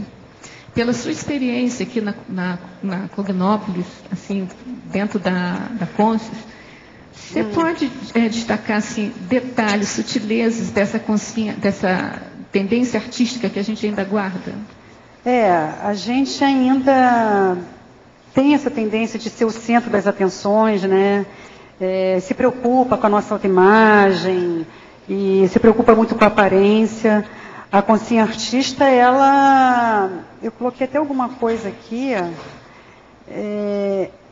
ela precisa de autocrítica, né? Acho que a gente tem que aprofundar a nossa autocrítica para melhorar essa situação. Eu sou uma vítima disso, eu acho, né? Não lembro muito bem das minhas vidas passadas, não, mas essa coisa, né, da gente ter muita energia e querer... Eu acho que a solução, Rosa, é autocrítica, sabe? A gente baixar o topete, sabe? Procurar aprofundar mais a autopesquisa. Eu não vejo outra, né? E essa coisa do cabotinismo é muito séria, porque a gente está sendo cabotino e não está se percebendo. Eu precisei de algumas consciências cobaias para cair em algumas fichas, porque eu estava crente que estava agradando e não estava, entendeu? O pessoal me dava uns feedbacks assim, poxa, Flávia, mas tem que mudar isso. Então, eu falei, pô, mas isso é tão bom, né? Eu achava que era legal e não era, sabe? Estava incomodando as pessoas. Então, eu acho que a gente tem que começar a investir mais na autocrítica, na consciência cobaia, se expor mais. A gente tem muito medo da autoexposição. Acho que o artista, ele é mascarado, né? Ele usa máscaras. Então, vamos tirar as máscaras. O Oswaldo não falou que é a hora da verdade. Então, está na hora da gente tirar a máscara e mostrar quem a gente é de fato. Né? Eu vou ser franca com vocês, gente. Eu vim para cá super nervosa. Não foi fácil sentar aqui nessa cadeira. Eu falei, mas tudo bem. Eu coloquei no meu código de pessoal de cosmoética hoje de manhã. Eu falei, vou assumir, não vou ter vergonha de assumir a minha ignorância evolutiva. Vou mostrar quem eu sou. Então, eu acho que isso aí é uma conduta nossa que tem que ser permanente. Eu sei que não é fácil, né? A gente tem nossas dificuldades, é difícil, mas a gente tem que conquistar isso aí. Agora, uma pergunta. Há alguma filmografia disponível relacionando filmes com temas da conscienciologia? Onde poderia conseguir? Olha, é muito fácil. Você vai pegar o CD-ROM da enciclopédia e olhar na busca e põe a palavra filmografia. Você vai ver dezenas de filmografias de acordo com os verbetes. Aí vai te dar uma boa ideia da história, daquilo que você está pesquisando. Agora aqui para você, Flávia. Flávia, muito bom te assistir. Parabéns pelas reciclagens compartilhadas por meio deste verbete. Poderia comentar os seguintes itens? É a Nina Rosa que está falando. Enfatologia Parnão, segunda linha. As cangas psicológicas. São as cangas que a gente, né, sociais que a gente vai assimilando e não se percebe. Então, por exemplo, as orações, né? Rezar, tudo isso que a gente tem como canga social e que vem para manipular você, faz parte do processo. A gente se deixa levar e não se percebe. Não sei, Val, se você quiser falar alguma coisa. Agora, a sétima linha, o desvio evolutivo. Sétima, cadê? O desvio, né? A gente está preso todo a esses atavismos seculares e aí se mantém no desvio evolutivo e vai aumentando o quê? A interpretação do grupo kármica. Então você vê, se eu tenho um curso intermissivo, né? Eu como consciência cobaia, venho para cá, ou então os reciclantes em geral, aí a gente começa a se desviar daquilo que a gente tem que fazer. Aí pisa, né, de novo. Aí depois tem um trabalho enorme para retoma a tarefa da Proexis. Aí depois tem um trabalho enorme para fazer o desassédio e acertar o passo novamente. Quer dizer, é complicado. Então não vale a pena esse desvio, né? Tem que estar com essa consciência, com lucidez com relação a isso, cada vez mais jovem, para a gente não ter que necessitar passar por tudo que a gente está passando, né? Agora aqui, recadinho para a Flávia. Li seu livro 2 vezes. Você não deve mudar a abordagem, porque o seu conteúdo é motivador para as consciências que ainda estão buscando solução para as suas crises existenciais. Além disso, constatar o seu sucesso é muito estimulante. Deixe o livro como está e escreva outro. Estou aguardando para ler assim que sair do prelo. É da Nádia Maia. Sabe que beijo para você, sim. Obrigada, muito Sabe obrigada. Sabe quem é a Nádia, né? Sim. Posso fazer uma pergunta, Flávia? Pode falar. Eu achei muito pertinente também o verbete. É bom que dá um extremo bem contrário à coisa do serenismo e assuntos bem mais avançados que a gente aborda aqui, mateológicos. Queria dar uma sugestão de filme para quem perguntou ali, que foi o último filme que a gente passou, que é a Censura 16 anos. É forte, mas tem muito a ver com o assunto, que é o Advogado do Diabo, que a coisa vai toda para o lado do poder. Realmente muito bom. Seria bom você fazer uma listagem dos filmes do Cine Clube para uma pessoa, quando perguntar isso aqui, você lê. Olha, títulos dos filmes, está aqui. Tá, isso tem no blog, tá? Agora Então fala aí o número, o blog, a situação, fala isso. Blog, depois eu vou falar mais tarde nos recados. Sei não, mas fala para ele, é agora. Tudo bem, mas os monitores não vão reclamar comigo, né? Porque quando eu falo qualquer coisa... Essa pessoa está perguntando agora. Tudo bem, eu não posso... Aqui a gente é proibido, e com razão, de dar recado deslocado, mas como você está pedindo, www.discernimento.org/cineclube. Depois eu vou falar de novo. Mas o que eu queria dizer é o seguinte, então. Eu queria sugerir uma coisa para a Flávia, opinião minha, né? Eu acho que você falou bastante desse cotejo, mas, de forma e conteúdo, mas com exemplos, né? Falou com exemplos, deu relação com verbete, mas faltou falar mais conceitualmente desse antagonismo, né? Entre forma e conteúdo. Como o Val estava falando da verdade e da mentira, em busca do conteúdo, né? Eu acho que o João falou alguma coisa nesse sentido, a Rosa também, como é que é ser bonito e fazer feio, né? Acho que podia ser alguma coisa de politicologia sobre a política o império da forma, ou antagonismo, conteúdo, forma, essa desproporção que há entre esses dois fatores aí. Eu acho que poderia falar alguma coisa disso. Eu tinha colocado aqui um trafal do texto, né, depois que eu vi o verbete de novo, eu coloquei aqui. Deveria ter falado mais de criticidade, fazer um contraponto entre o pensamento mítico do senso comum e o pensamento crítico que nasceu com a filosofia. Porque, na verdade, agora que eu estou estudando mais, né, o nascimento da filosofia, eu comecei a ver que tinha tudo a ver com verbete. Na verdade, me faltou estudar mais e eu estou vendo, acho que se pode acrescentar, eu vou acrescentar alguma coisa nesse sentido, mas eu realmente vou pensar no que você está falando. Agora, uma coisa que eu queria falar para vocês, observação minha. Nós tivemos, os primeiros verbetógrafos, eram 20 verbetes, 17 verbetógrafos. Agora nós temos 20 verbetes e tem 11 verbetógrafos novos. Quando nós começamos, e havia verbetógrafo ou verbetógrafo que sentava aqui, a gente pedia para aqueles outros que tinham apresentado o verbete antes para falar. Hoje não dá mais chance, o povo não deixa. Entende? Porque eu comecei a ver aqui o povo que já tinha falado, mas perdi meu tempo. Porque a turma está fazendo pergunta por eles mesmos. Então, aquele fator desencadeante foi colocado para escanteio. Não funciona mais. Vocês estão entendendo, né? Não é isso que aconteceu? Vocês que acompanharam a situação? Nós, até agora, temos 28 verbetógrafos em dia. Nesses novos, agora ainda faltam 5 ainda para acabar. A próxima leva de 20 vai ser dos nossos, meus. Mas o outro já deve ter mais novos, mais 20 verbetógrafos, tá certo? Agora ainda não deu, porque estão fazendo revisão. O Leandro ainda não entregou o material. Mas eu espero que no próxima leva já seja uma nova turma. Quer dizer, se nós temos mais 5 dias desse, mais 20 dos outros. Daqui a um mês, nós já devemos ter gente nova aí de novo. Eu quero chegar, no mínimo, em pouco tempo, a 300 verbetógrafos. Olha aí, ó, meu dedo está apontando para todo mundo aqui. Cadê o verbete? Valdo, tá certo?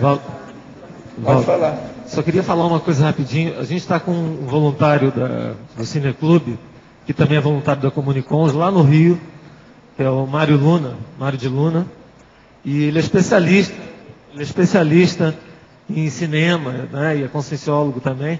Ele faz listas só sobre temas relacionando os filmes daquela temática, né?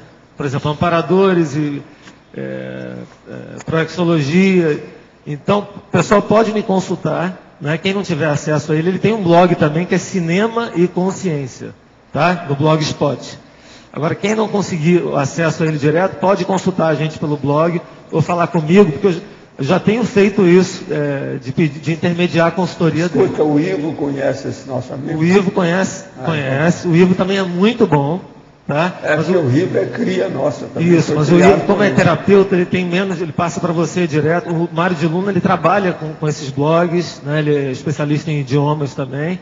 E a gente tem feito consultoria. O pessoal me pergunta, às vezes, de Buenos Aires e tal. Eu vou ao especialista aqui, pela IC, e vou ao mesmo tempo nele, que tem as relações feitas já. E são boas, são muito boas.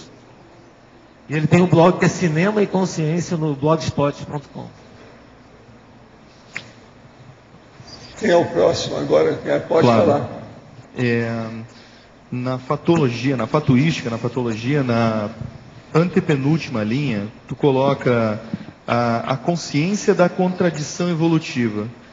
Isso aí a gente pode traçar um comparativo com a questão do conformismo do intermissivista inadaptado, como sendo maxi antidiscernimento? Eu não entendi.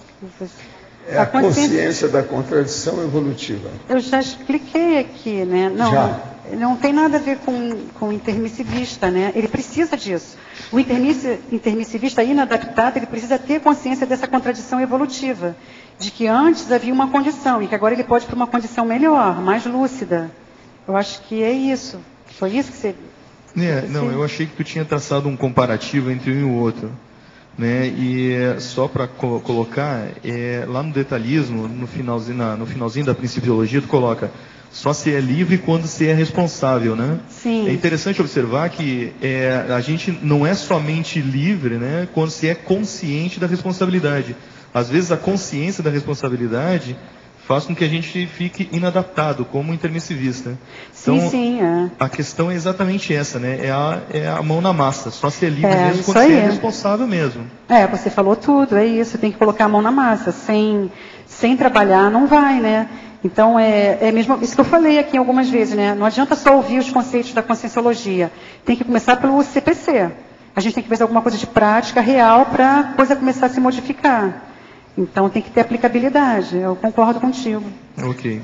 Agora aqui, como o conscienciograma ou outras técnicas da conscienciologia podem ajudar o cuidador de familiar full-time a não deixar de executar com discernimento essa parte da PROEX pessoal? Olha, eu costumo dizer assim, hoje em dia nós temos a Conscius, né, e assim, faz um trabalho maravilhoso realmente, grandes profissionais, a professora Luimara está aí centrando a IC com muita organização, mas quando eu comecei a estudar o conscienciograma, 11 anos atrás, não tinha IC. Então eu acho que as pessoas têm que estudar em casa, gente. Pega o livro, dicionário, muita vontade, senta o bumbum e tem que estudar, tem que dissecar o conscienciograma. O conscienciograma ele é uma síntese de grandes ideias. Então, você tem que abrir todas aquelas questões e fazer a análise de tudo aquilo para poder entender o conteúdo e sempre trazendo para você, vendo o que se aplica a você. Você, como cuidador full-time, pega o livro, ótimo, você tem tempo. Pega os dicionários, pega o conscienciograma e outra coisa, tem que ter do lado 700 experimentos, reurbanizados, porque eu também usava esses livros para poder entender alguns conceitos. Então, assim, é claro, eu não conheço tudo do conscienciograma, mas foi através dele que eu consegui me alinhar, entendeu? Intraconsciencialmente. Eu acho que qualquer um pode fazer isso. Né? Pega o conscienciograma e estuda em casa. E eu acho bacana de estudar o conscienciograma em casa, que as coisas acontecem. Eu acho que a pessoa tem que ter a sua experiência. A gente tem muito amparo e muita assistência para se ver. Não é simples, mas o amparo que a gente tem é magnânimo. Então, vale a pena ter a experiência de ficar assim, semanas estudando o livro, se aprofundando na autopesquisa e sempre perguntando para você, onde foi que eu errei, né? Pô, se está mal agora sim, o que aconteceu? Por que não deu certo, né? Eu estava conversando com uma amiga minha, que ela falou, puxa, agora o assédio, quando bate, vem, se eu faço um erro, o revertério é na hora. E eu sinto isso também, tá? Então, o que acontece? Eu vou sempre no conscienciograma para perguntar, puxa, se eu não justifico no outro, entendeu? Tento trazer para mim, se eu errei, se eu estou com esse padrão negativo de novo, que está acontecendo, onde que eu estou errando? Aí eu vou no conscienciograma, lógico, né? Tem que ter uma noção do que você está fazendo, ver onde você se situa ali com relação ao problema vivenciado, e tenta descobrir por que você está, que trafar, que está impedindo você de ter mais lucidez para viver com mais equilíbrio. Só que isso a gente tem que fazer o tempo todo. Não adianta pegar o conscienciograma uma vez por ano. É isso que dá trabalho e que as pessoas não querem ter trabalho. Se você está como em casa, como um cuidador de uma pessoa, de uma família, se eu entendi isso, é impedido de sair, ótimo, pega o conscienciograma e faz isso. Aproveita e disseca toda a sua personalidade. Você tem muito serviço pela frente. Aproveita também que na Conscius tem livro para isso, tem material que a gente pode fornecer para vocês, para você, né, para você se orientar. Flávia? Aqui. Oi. Queria fazer uma pergunta, mas antes a Carla vai fazer uma pergunta.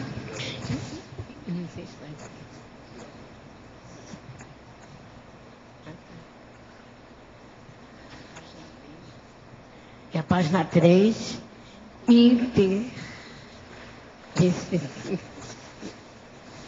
é na interdisciplinologia. Interdisciplinologia. Ressexologia e proexologia. A Ressex, né, você vai estudar a sua reciclagem de vida, Carla. Entende? Então, aquilo que você tem que modificar para você viver melhor. E a proexologia é o que dá o sentido da sua vida. Você tem que saber aquilo que você veio realizar, que tarefa que você tem que realizar para poder viver também mais organizadamente dentro da sua linha de trabalho. Acho que... Recado para a Flávia. Gostaria de parabenizá-la pelo nível do verbete. Sinto-me devidamente enquadrado no contexto do antes e depois da conscienciologia. O mudar ou mudar ainda está fazendo muita assistência. O professor Valdo pode repetir o site do Alexandre Pereira? Vamos nessa. É a Dalva que está falando. Dalva beijo, Moreno. Dona Dalva. Deixa eu ver aqui.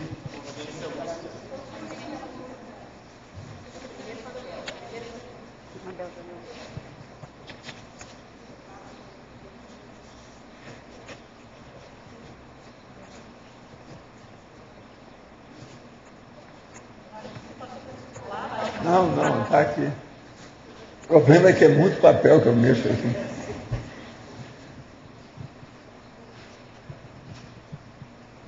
O site, vamos ver onde é que está aqui. www.consciencialúcida, uma palavra só, .com.br www.consciencialúcida.com.br. Pontuações do site Consciência Lúcida, que é o nome lá dele. Agora, o canal AEPCOM é TV Complex. O nome dele é Alexandre Pereira. Agora, o total de países, 43. Tem todos eles, eu não li os países todos. Gente, todo mundo está aqui, tem 43 países. É muita coisa. Até o Senegal está aqui. Senegal. Aqui, ó. África do Sul, Alemanha, Angola, Argentina, Austrália, Áustria, Bélgica, Bolívia, Brasil, Cão Verde. Não é Cão Verde, é Cabo Verde.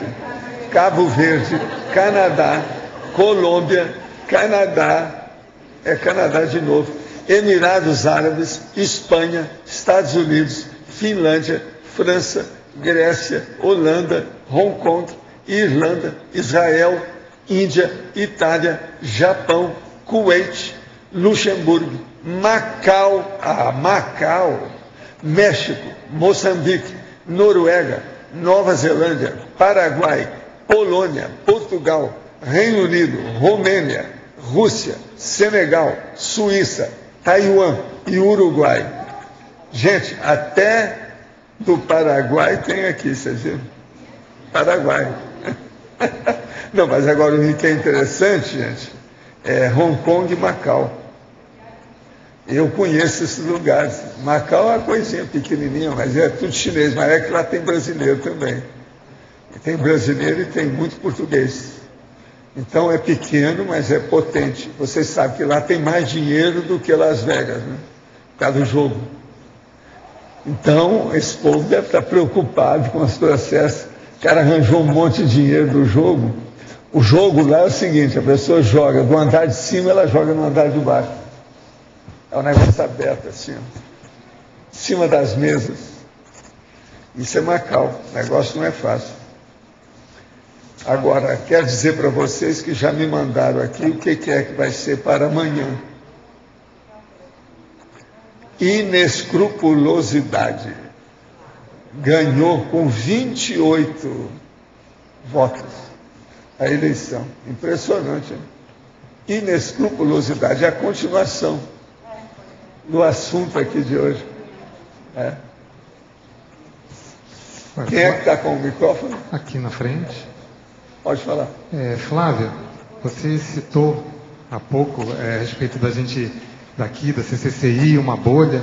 Realmente, a gente morando aqui, depois que a gente vai para casa, assim, ver a família, os amigos, é esquisitinho, né? O que você tem como profilaxia, ou o que você faz na prática, quando você se vê lá naquela forma antiga e começa os convencionalismos, a coisa toda, como é que é com você? Que você faz? Antes eu era muito boba, sabe? Eu ia assim, né? Até que um dia eu tive um pequeno acidente, sabe? Num local que eu fui, coisa de parente, e eu vi que eu estava dando pérolas aos porcos. Eu não sei, cada caso é um caso, mas assim, eu aprendi a ter mais defesa, né? Então, por exemplo, eu quando viajo, eu fico em hotel. Sabe? Eu não tenho mais essa coisa de ficar em casa dos outros, não dá, sabe? Então, eu tenho toda uma estrutura que eu monto de viagem, que eu não dependo de ninguém, eu não fico refém, entende? E eu acho que isso é importante. Não só pelo intrafísico, que né, a gente sabe lidar bem, mas é mais pelo extrafísico, que a pressão para mim ainda no Rio de Janeiro é bem grande, né? Então, é bem complexo ir para lá e fazer todo esse trabalho de visitação. Mas eu acho que tem que mexer com energia, né? Ficar num hotel, se preservar, não ficar refém, andar de táxi, não andar no carro do outro. Eu acho que tudo que você puder fazer para você ter cada vez mais liberdade, melhor. E outra coisa também, que eu aprendi, né? Falar menos, ser mais assistencial, ouvir, né? Eu acho que isso que faz parte do processo. Aqui no... Não sei se eu respondi. Aqui. D de dado, aqui. Oi. Eu queria contribuir, dar um testemunho assim, para as pessoas que estão começando. Estou há 1 ano na Conscienciologia, e a respeito do conscienciograma. Porque, na realidade, eu vi o seu vídeo numa entrevista do Ciência e Consciência, e vi também da Luimara. E, assim, ambos excelentes, bem esclarecedores. Só que quando você falou no vídeo, dizendo assim, olha, para você fazer o conscienciograma, você precisa de livro de psicologia, você precisa de dicionário de filosofia, tal. Eu disse, puxa vida. E aí eu comecei a abrir e achei, assim, as perguntas, em alguns momentos, muito complicadas. Eu disse, poxa, fazer essas 2.000 perguntas com esse grau de complexidade. Aí comecei, por um acaso, pesquisando na internet, vi o livro do Djalma Fonseca. Numa autoconscienciometria aplicada dele, que eu achei excelente. Claro que aí eu comentando com minha namorada, que já fez, eu disse, olha, eu realmente não quero me basear totalmente nele, mas eu quero tentar, mas que eu não entender, eu vou lá no livro dele, dou uma lida e pelo menos eu sei sobre o que se trata. E assim eu fiz. Aí eu fiz, claro, com um dicionário, que tem que ter, isso aí é obrigatório. E aí de 24 de novembro, agora, até hoje eu tive como meta, eu disse, eu quero concluir ele até o balanço. E aí eu fiz cada dia, peguei 1 hora, como até o próprio Djalma disse. Sozinho, né? Sozinho. Cada dia pegando 1 hora. Claro que em alguns momentos eu conversava com minha namorada, ela já tinha feito, e ajudava. Mas 90% do tempo eu fiz, 95% do tempo foi sozinho. E aí eu pegava 1 hora diária, de 5 às 6 da manhã, era nisso aí. Sentava e começava a ler, e junto eu ia para o trabalho na hora do almoço. Quando foi chegando no final agora do balanço, eu vi que não ia dar tempo. Eu disse, poxa, eu vou começar a ter que ler 2 folhinhas por dia. Aí lia de manhã e na hora do almoço. Aí era 1 hora, eu tinha que levar o menino para a escola, voltar, maior agonia, mas aí eu chegava, me acalmava e ia fazer. Então assim eu consegui terminar no dia 20, foi 22 agora de janeiro, foi 20 de fevereiro, e ainda fiquei com medo. Eu disse, poxa vida, a minha máscara egóica, meu mecanismo de defesa, que mexe muito com isso.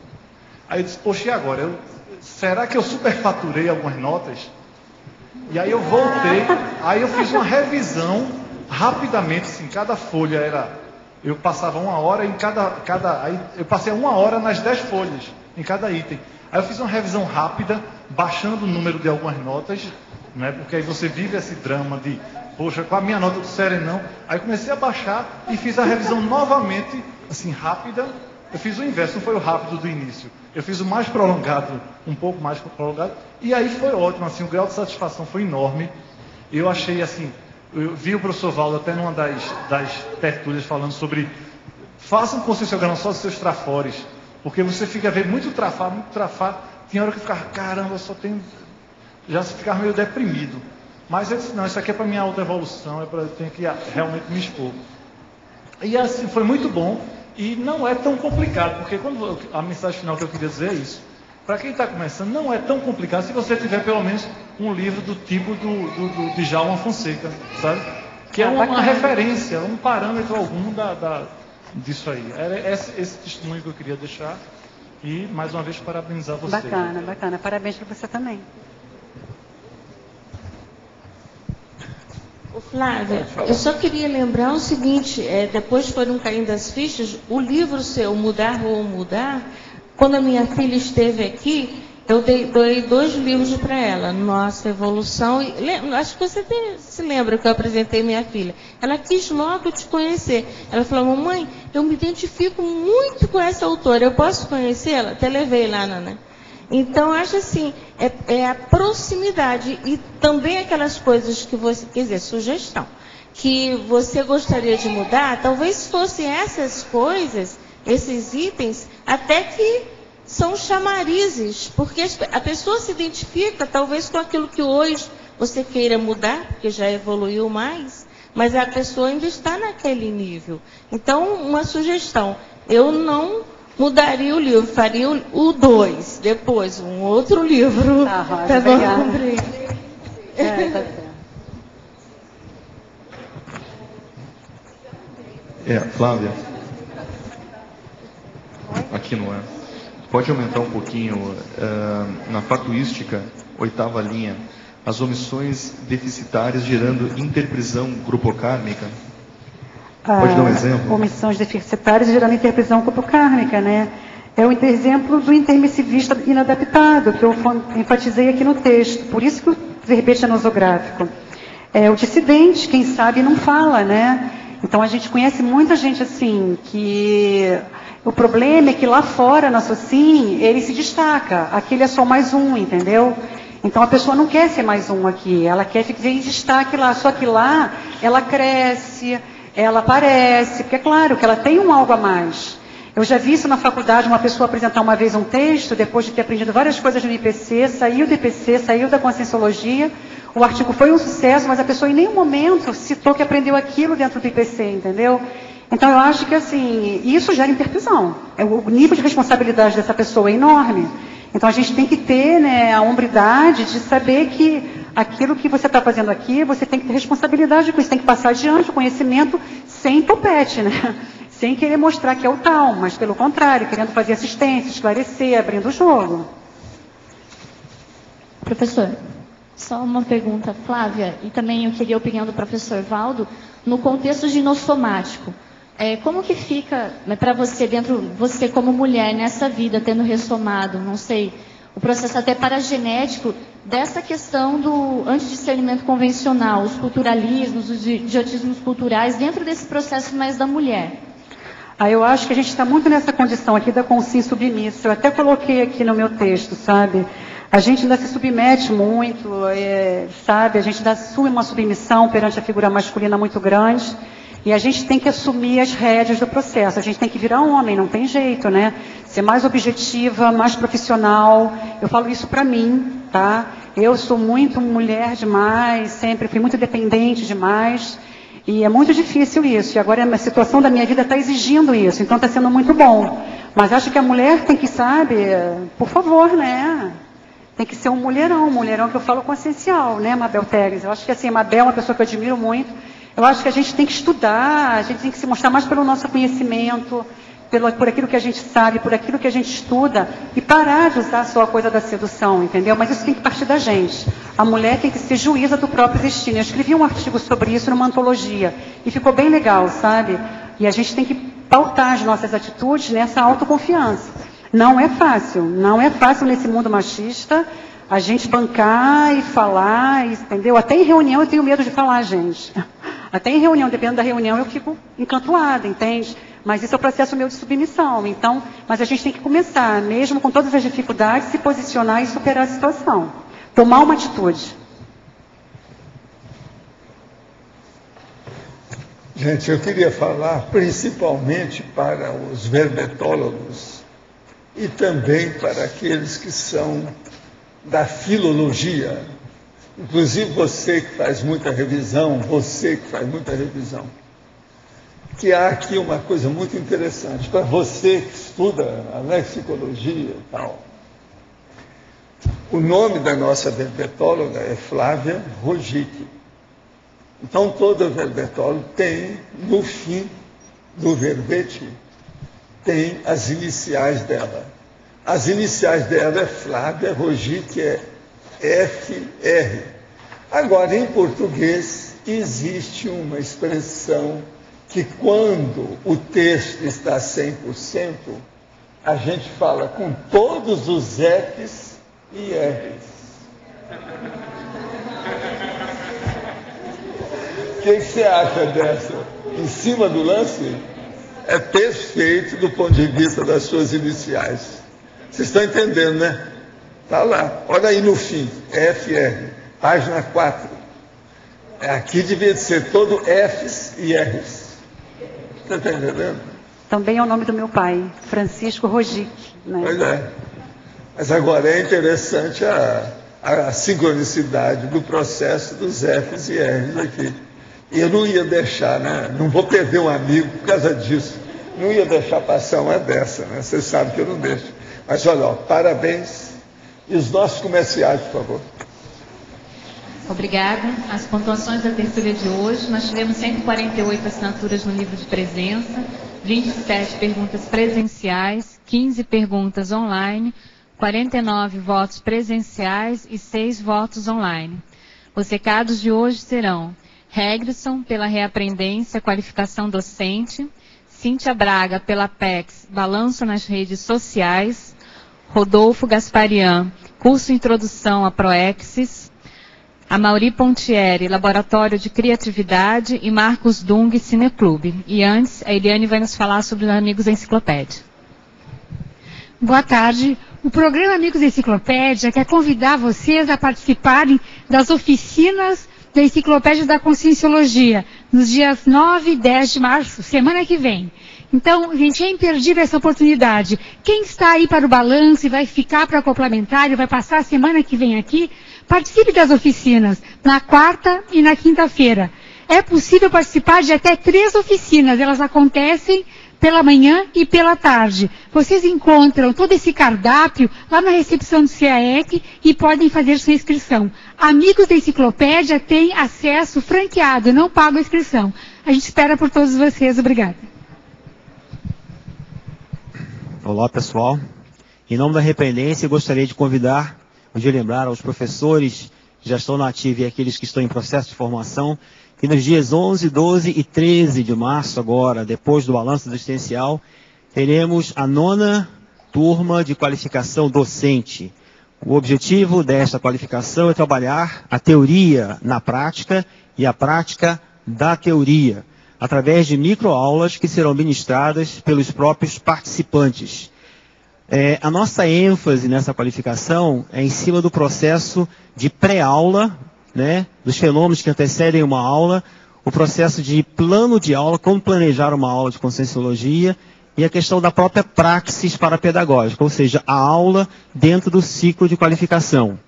Temos apenas 5 vagas. Portanto, se alguém tiver interesse, vale a pena entrar em contato, mandar e-mail mandar e-mail para o contato@reaprendência, lembrando reaprendência com TIA no final, .org, ou então ligar para o CIEG, 3525-2652. Obrigado.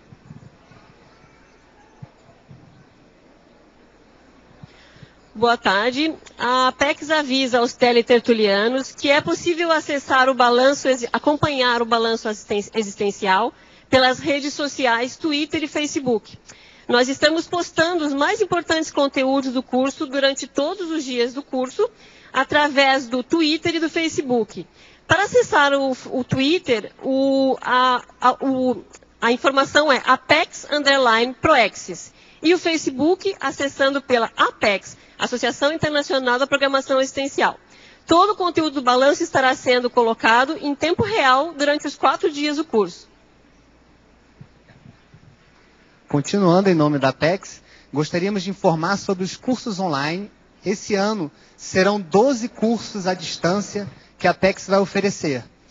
Entre eles, Introdução à Programação Existencial, Proexologia, Autogestão Existencial e Inteligência Financeira. O primeiro curso da Apex esse ano começa agora, dia 14 de março. As inscrições estão abertas, ainda temos 12 vagas. E o curso ele tem a duração de 4 semanas. São 4 aulas e 4 semanas de cursos através de fóruns na internet, através de textos complementares, tutoria personalizada com os professores da Apex.